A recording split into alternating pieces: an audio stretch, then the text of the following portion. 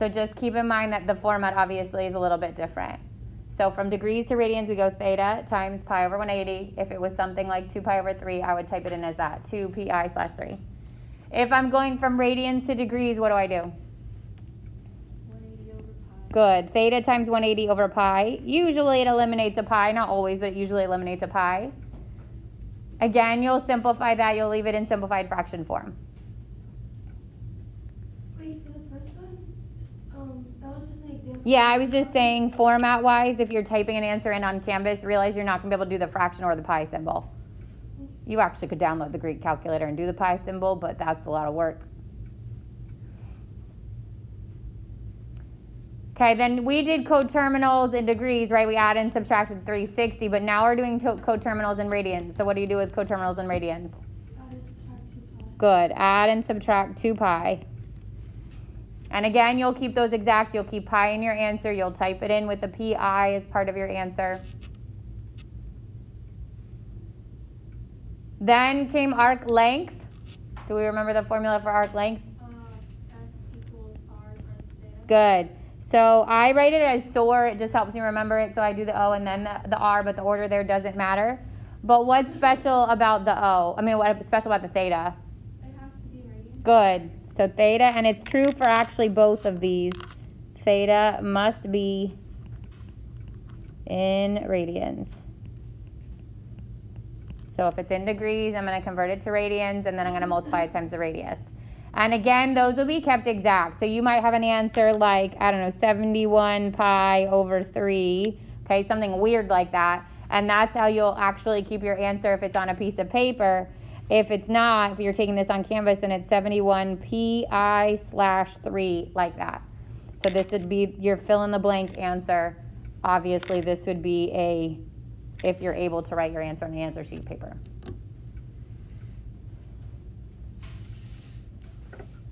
And then the last thing in 6.1, besides the quadrants, which we're going to get to in a second, is the area of a sector. How do I find the area of a sector? A equals theta half R squared. Good. Theta times a half r squared. And again, that can be in any order. You can do a half theta r squared. It doesn't matter. Just be careful and make sure that you square the r before you would cut it in half. So if my r was like 8, I can't cut it in half to make it 4 before I square it. I have to square it first. And again, for that one, theta has to be in radians. And again, for that one, you'll leave it exact where pi is in your answer. And if you're typing this in on Canvas, you're going to get that weird answer. You're just going to type it into your fill in the blank. Questions on any of that stuff? Hopefully those are the easy ones. Like those should be straightforward questions. Just be careful on the simple math part. Okay, then came 6.3, and this was finding the quadrant of the angle because that's going to help you with the rest of it. This was finding the trig functions given the angle, and this is finding the angle given the trig function. So I'm going to zoom in because I'll go piece by piece, okay? But we talked about the unit circle a lot in here, okay, which looks like this. My recommendation to my kids was to learn that every over 6 is root 3 over 2 and 1/2, every over 4 is root 2 over 2, and root 2 over 2, and every over 3 is 1/2 root 3 over 2. Then I said go a step further and help yourself out by memorizing the tangents. The tangent of pi over 6 is root 3 over 3, the tangent of pi over 4 is 1, and the tangent of over 3 is root 3. The trick for that is that it takes 2 3s to sum to 6, but it only takes 1 3 to sum to 3. So that's a little trick to help you remember that. Obviously, you get to build a reference sheet this year, but standardized tests don't allow reference sheets. And at some point, the world will return to normal in which you have to use your brain, and the unit circle goes nowhere, okay? You're going to use it for as long as you take math, with the exception of maybe stats. So I told my kids yesterday that like I subbed Ms. Ferrier's class last week, and it was AP Calc, and they were literally talking about what's the sign at pi over 6. And they were using unit circle. So this is not something that goes away anytime soon, okay? So the big thing here is that because we're giving you the ability to have a reference sheet, none of these questions are going to be straight up from your unit circle. So it's not like I'm going to say find the sign at 7 pi over 6 and you're going to be able to locate 7 pi over 6 and give me the y coordinate there. That's not going to happen, okay? If they're going to be coterminals like the ones that are on the examples there. So we talked about that you can like figure out where you're going by way of your quadrants, right? So this starts at 0 over here. At the top is pi over 2, which is like a half pi. Not like it is half pi. On the left is pi. On the bottom is 3 pi over 2, which is 1.5 pi. And then it doubles back around to be 2 pi. And we said, I told my kids that you could take something like, for example, 29 pi over 3. And you could find a coterminal by subtracting 2 pi until you get within your range. That's one way to do it. But the bigger the number, the more times you're going to have to subtract by 2 pi. So if it's like 11 pi over 3, not that bad. But if it's like 29 pi over 3, I don't want to have to keep subtracting 6 pi over 3 until I get within my 0 to 2 pi radius. So my other option is to take this number, for example, 29 over 3, and put it into mixed fraction. So what's 29 divided by 3 in a mixed fraction? 9 2/3. The even whole numbers would be on the right where 2 pi is. The odd whole numbers would be on the left where pi is, right? Because 2 is even and 1 is odd.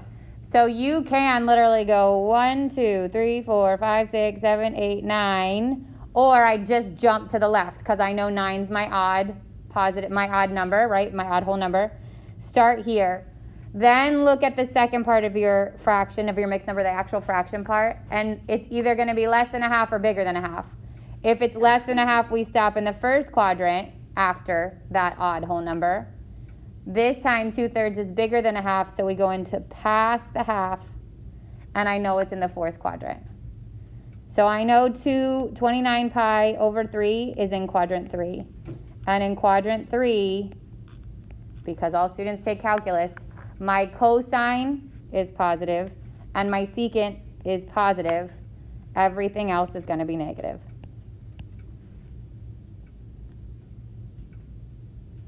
Now, all I need is my over 3 coordinate point. My over 3 coordinate point, which we've memorized, okay, zooming out and I don't need to, is up here, 1/2 and root 3 over 2. So what's the sign of 1/2 and root 3 over 2? Good, and it's negative because it's in the fourth quadrant. What's the cosine of 1/2 and root 3 over 2? 1/2, and it's positive because it's in the fourth quadrant. The tangent, remember we said memorize those over 3's. The tangent is just root 3, and it is also negative because it's in the fourth quadrant. Wait, so every time I'm going to ask you for the 6 trig functions, is it always going to be cosine and secant are positive and the rest are negative? No, it depends on the location of the angle. So if the angle's in the first quadrant, everything's positive, right? If it's in the second quadrant, your sine's negative, your cosine's negative, which means your secant and your cosine are negative, and everything else is positive. Tangent, cotangent are positive, everything else is negative in the third. And then at the end, you got a positive cosine and a positive secant, everything else is negative. So you got to locate, like the over 3, I told my kids yesterday, with these kinds of questions, without a calculator, every single question is going to be over 2, over 3, over 4, over 6, or a whole number. That's it. Those are the only options we get. All of those coordinate points are here, right? These, and then your over 2's and whole numbers are on your x and y axis, right? So it's a small bank what you can pull from. The trick is figuring out which quadrant it's in, because it's going to be coterminal. It's not going to be a regular angle. So I could give you like 111 pi over 4. The over 4 tells me it's root 2 over 2 and root 2 over 2. Those are the values. Now I just got to figure out positive and negative. So I would do 111 divided by 4, make it a mixed number. If it's even whole number, I'm going to start on the right. If it's odd whole number, I'm going to start on the left. And then just say, does the fraction part less than a half, or is it bigger than a half? Less than a half, it goes to the first quadrant after that whole number. If it's bigger than a half, it goes to the second quadrant after the whole number. Then you know your positive and negative signs. The quiz is not going to ask you for all 6. It's just going to ask you for 1. Okay. Yeah. Can you say like which side? Because I don't, like when you're finding it, I don't know the rule, like the left and the right. The rule. Can you say that again? Yeah, so like let's just say I said I don't know, like when I converted my mixed number, I ended up with something like 10 and 1/3 pi. Let's just say that was my mixed number, right? So it would have been 31/3, right? So the even tells me I'm going to start over here on the right because 10 is an even number. And unless it's negative, I'm always going counterclockwise. So if it's negative, it switches the direction. But if it's positive, I'm always going this way. I'm always going counterclockwise. But if it was an even negative, you'd still start on the right side? You still start there. You just go down instead of going left. Yep. So now it's here, right? And is 1/3 less than a half or is it bigger than a half? Less than. So it stays in this first quadrant. And I know that it's at pi/3.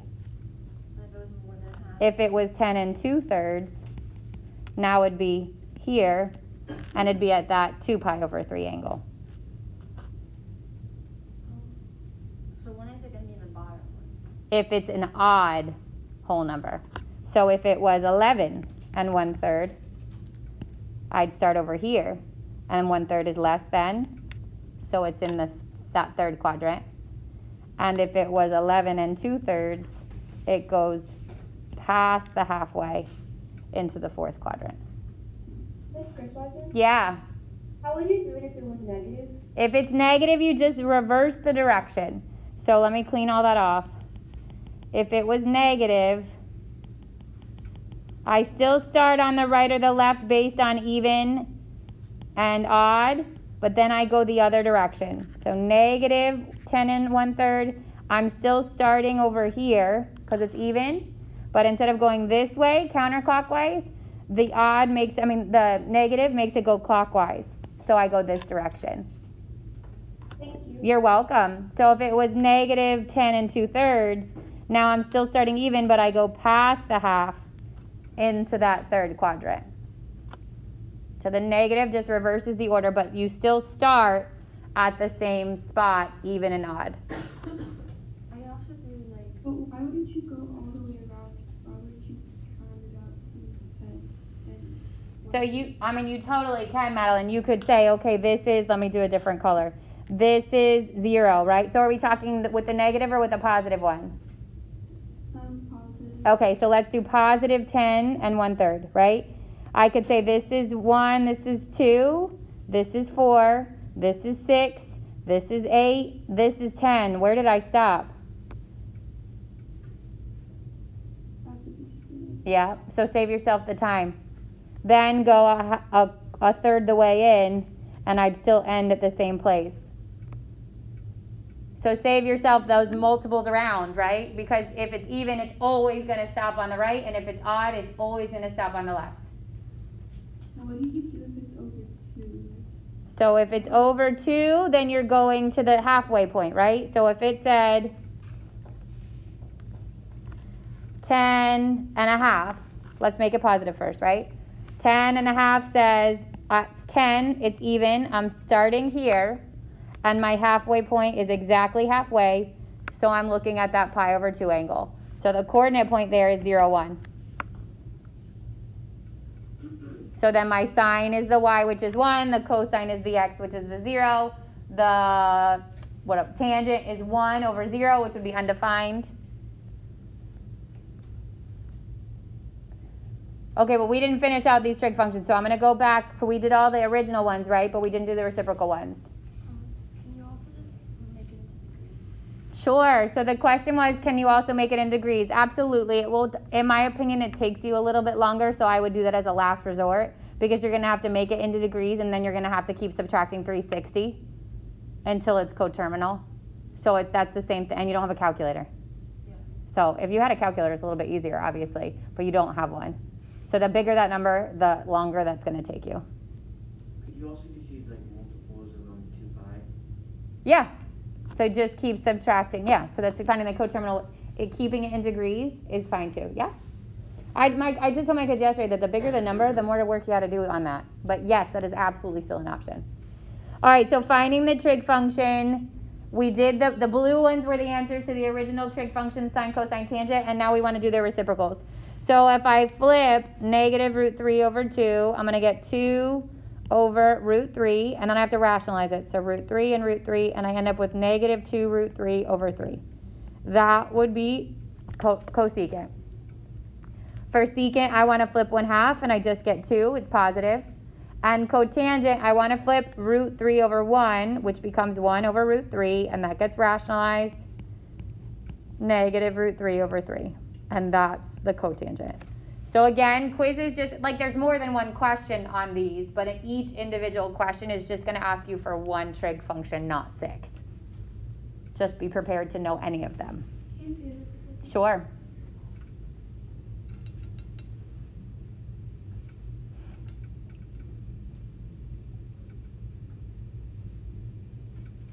No homework, it was like if sine is greater than 0 and cosine. We're going to have stuff like that. No, you're going to find it based on your angle, yeah.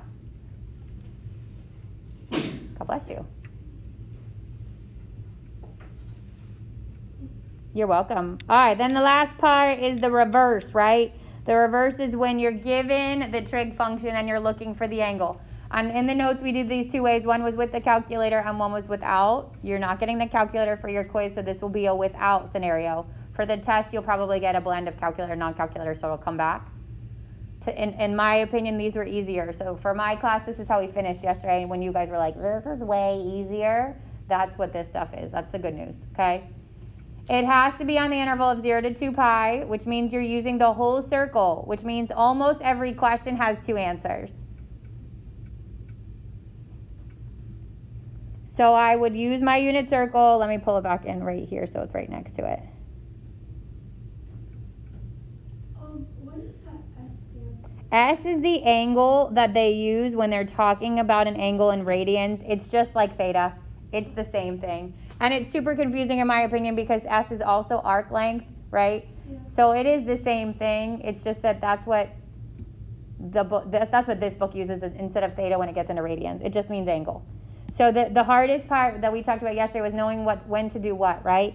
If I'm missing the thing next to the trig function, this means I'm looking for an angle and my answer is going to be one of the angles on my unit circle or 2 of the angles on my unit circle in radians. So you want to give it in radians. That's why they give you the 0 to 2 pi. So for these, I'm basically saying, where is sine equal to 1/2? And sine is which which coordinate, x or y? It's the y. So look around your unit circle and locate everywhere. I have a positive 1/2 as a y. Where does it happen? Pi over 6 and 5 pi over 6. Those are my answers. Pi over 6, 5 pi over 6. If you're answering this on a handwritten test quiz in class, that works. If you're typing this into Canvas, it's pi/6, 5 pi/6, and it will say to put it in order of least to greatest, so you'll give it in that order. If it was negative, we just look where they're all negative, right? Exactly. So it'd be the other over 6s. These have to be on the units. These have to be unit circle. Yep. When would you know, like, if you were supposed to put it in, like, degrees or, like... It would say from 0 to 360 instead of from 0 to 2 pi. This quiz is just radians.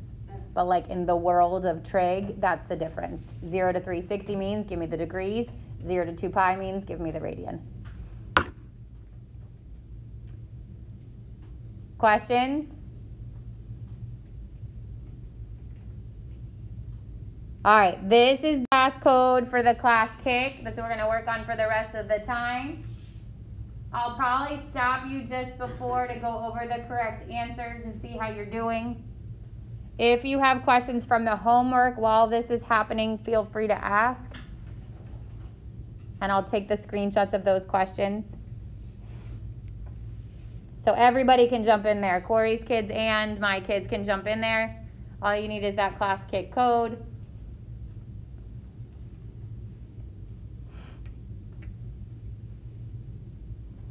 And then as a reminder that when it ends, you can export it to Notability at any point. You can export that to Notability so you save that file. Okay, this is a really good review on top of obviously what's posted on Canvas as the PDF review.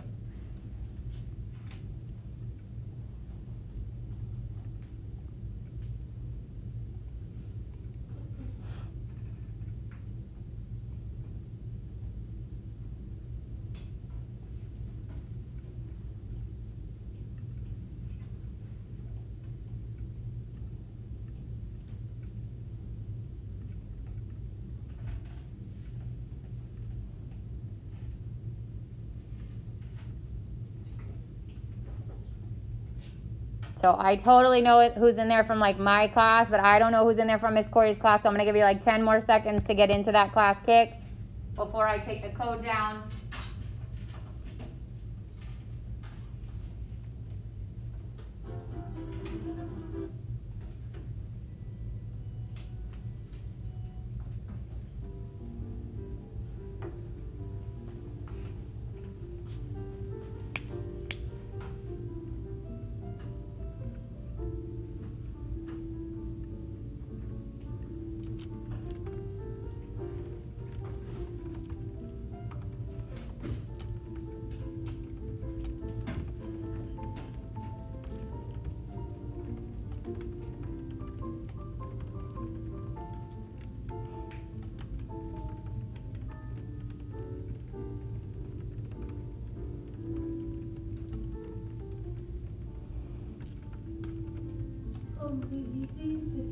Yep, everything gets left with pi.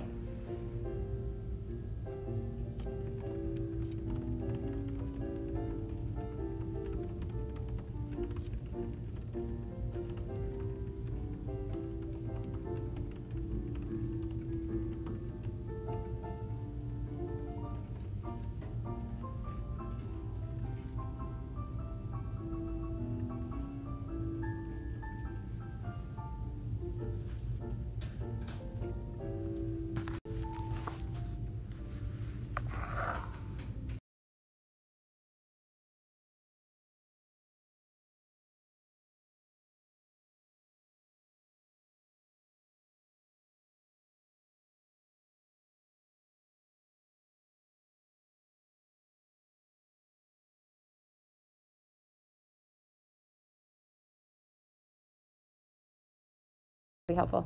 Okay, the first one you're converting, so it should have been, why is it, oh, new share. I'm frozen, sorry. I am sharing from my end.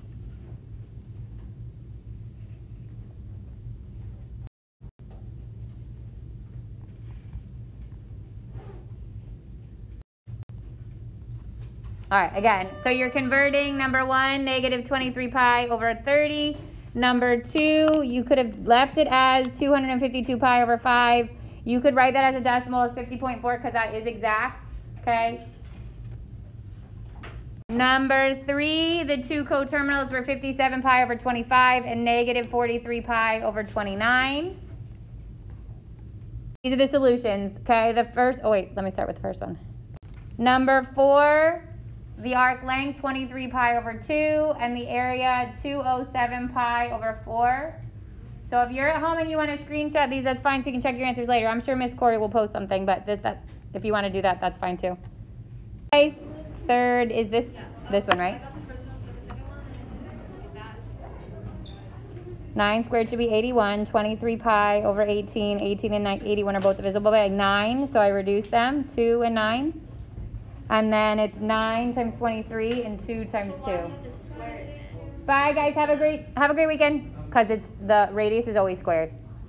But like if it's just gonna, isn't it just gonna equal out to the same thing? You didn't square it? Oh, only because it was 18. Oh. It's completely coincidental. Okay. Yeah. This one's the big one. So the sign is 1 for number 5. For 6 it's a half. For 7, it's root 3 over 3. For 8, it's undefined, and on Canvas, you would type that in as UD. For 9, it's negative root 2. For 10, it's negative root 3 over 3. So again, if you want to snap a photo, feel free.